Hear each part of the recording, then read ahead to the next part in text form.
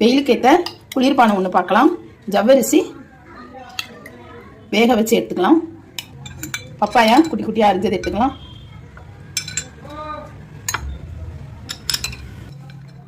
மாதுளை மொட்டுக்கள் கொஞ்சம் சேர்த்துக்கலாம்.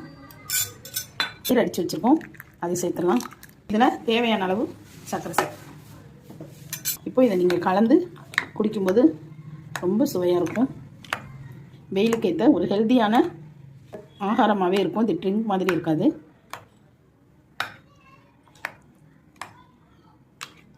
இதில் பப்பாயா, மாதுளை மொட்டுக்கள், லஸ்ஸி மாதிரி தயிர் நல்லா அடித்து வச்சிடணும். அடுத்து ஜவ்வரிசி, வேக வச்ச ஜவ்வரிசி